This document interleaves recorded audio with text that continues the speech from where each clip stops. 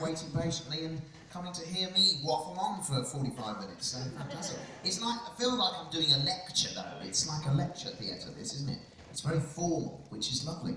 And you can all see me, because normally it's a flat auditorium and people at the back have a lot of trouble, but it's fabulous. I'm going to throw this out of questions, I think, because I don't really know what you guys want me to talk about, and the only way I'll find out is if you ask questions. So if you have a question, put your hand up, and we'll get a microphone to you. Okay, we're going to start with this lady here at the front, Warwick. Thank you. Hello. Hello. What was your favourite ever role you played? Because obviously you've played so many. You know what? I've got to go all the way back to 1981 when I did Wicket in Star Wars. I think it's got to be my favourite because I was 11 and that character has given me the career and the life that I have. I wouldn't be here today talking to you guys if it hadn't been for that character and the success that it had. So yeah, definitely Wicket the Ewok from Return of the Jedi. And not a day goes by when I don't talk about Star Wars or do something to do with Star Wars in some capacity. It's incredible, whether it's, you know, hosting events or appearing somewhere or being in another one of the movies or what have you. It's an amazing franchise, and I don't think it'll ever be equalled in the work that I do. I mean, Harry Potter comes a close second to it in that regard, that I do a lot of other stuff to do with Harry Potter, but not in the same way as Star Wars has impacted my life and career, as it has many of you people as well. You know, I talk to people often who say they saw Star Wars and they were inspired to start to work in the film industry or to do anything creative, and that's brilliant. So it's touched the lives of many millions of people around the world. Cool, that was a great question. Rob, left at the front. Oh yeah. Hello. My favourite thing you've ever appeared in is actually the episode of Extras that you're in. Oh yeah. Do you ever have any intentions of working with Ricky Gervais again, or is it just far too stressful? No, I've worked with Ricky a couple of times now, Extras and of course Life's Too Short, and also Idiots Abroad actually. And it's not stressful, it's a lot of fun. I mean, Ricky, like most kind of comic performers, comic writers, comedy is a serious business. You know, I've worked with Steve Coogan as well, and it takes a lot of thought. You know, there's a lot of pressure because comedy is either funny or it isn't, and if it isn't funny, then it's obviously not comedy. So you really have to work very hard to make sure that every line, every word is right, to make sure you're maximising the humour out of a particular line or a particular situation. So it's a lot more hard work sometimes than doing a drama. But I had an absolute blast working on all of the projects with Ricky and Stephen and Carl. And yeah, I'd love to do something again. I'd love to do something again. Looking forward to seeing the Brent movie. Who's going to see that? Everyone looking forward to seeing that? Yeah, it's going to be fun. So yeah, I would like to work with Ricky again. It'd be cool. Thank you very much. Where are you now? On the right front. I've watched a lot of your stuff and the big stuff that you've done, and I understand that you've got a really wide spectrum of stuff that you've worked on.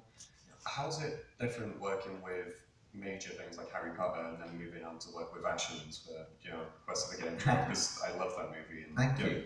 What's the difference between working on such a massive scale set and then just a YouTube production? Yeah, you know, it's interesting that, you know, obviously on something like Harry Potter or Star Wars, there's millions and millions of dollars at stake, you know, and everything is costing a lot more money. You know, they're burning through thousands of dollars per minute. Whereas when you work on a YouTube movie, for example, the budget is very, very small. But ultimately, it always boils down to the same thing: a director, an actor, and a camera, and a scene. And whatever the scale of the movie, those elements are always the same. So what I do at the sharp end, if you like, is always the same. It's just getting there is slightly different. You know, I might be picked up in a car if I'm doing a bigger budget movie. Well, I'll have to hop on the train if I'm doing something lower budget. Do you know what I mean? It's a different process getting to that point, but ultimately what you do in front of the camera is exactly the same. So yeah, it's interesting, and you know, I often think a lot of the money on these huge budget movies doesn't always end up on screen, because that's what you have to do as a producer: make sure as many of your dollars end up on screen as possible. And I often see a lot of money just kind of going by the wayside and thinking we're not making the best use of what we have here. A good producer will always make best use of that, I actually spent some time with Robert Watts, who produced all of the original Star Wars films and Indiana Jones, etc. Brilliant producer. Caught up with him a couple of weeks ago at Celebration Europe, and I was talking to him about producing, and he's just still an amazingly bright individual, and you know, I'd love it if he was still to be producing. He's retired now, but he's just a fantastic man who's given us all so much joy through the films that he's produced so brilliantly over the years. A producer's role is to really make sure the director has everything he needs when he needs it, basically, even if he hasn't asked for it. You know, directors can do that to you.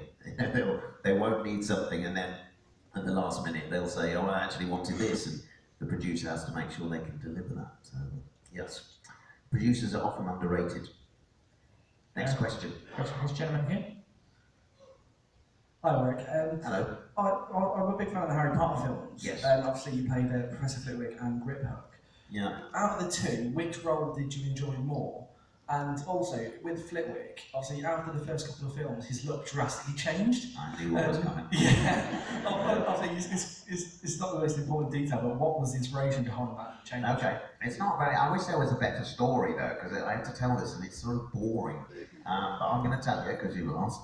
And so the going from the first two films, Professor Flitwick, of course, was the wizard with the beard and the fluffy white hair. Very typical, you know, Wingardium Leviosa, that one. When it came to film number 3, Prisoner of Azkaban, Professor Flitwick was not in the script. And I had come to terms with this fact that I wasn't going to be in the film, and the producer, David Hayman, called up and said, "Warwick, you're not in the next movie." I said, "Well, thank you for rubbing, I've just got over it," the name reminded me. He said, "Well, we can't have that." He said, "We want you to be part of it, so we're going to create another character of the choir conductor for you to come and perform." And I said, "Fabulous." And so I went in and we had some meetings about how this guy was going to look, and we came up with this look of the character that you see as the choir conductor in number 3. And then when it came to film number 4, Mike Newell, who was directing, I walked on set the first day and I'd been put into the makeup of the choir conductor because the scene was me conducting the band before the contestants went off to start the Triwizard Tournament. And I said, "You know, in the script it says Flitwick, but I look like this and this isn't Flitwick." And he said, "Well, he is from now on." I said, "Oh, okay, well, that's what we want to do." And then that look then just stuck with the character throughout the rest of the films. But I would say Griphook, to me, was one of my favourites because he's a baddie, he's a villain. You never know really where he's coming from or what he's up to. You know, he's a bit sneaky. You should never trust the goblin, by the way. So just that's a little life lesson there for you. So I think, for me, it was Griphook. I just loved playing that character. And many actors will say that. If they play a villainous character, that's the one they always seem to enjoy. Thank you very much. Good question. Can I just say, guys, I love coming to this event here in Manchester. You were all so friendly and so welcoming. And I also love the way you just get involved in the cosplay so much, more than any of the other MCM shows. It feels like here, everyone's getting involved with a bit of cosplay. It's fabulous. I almost feel like I should next time.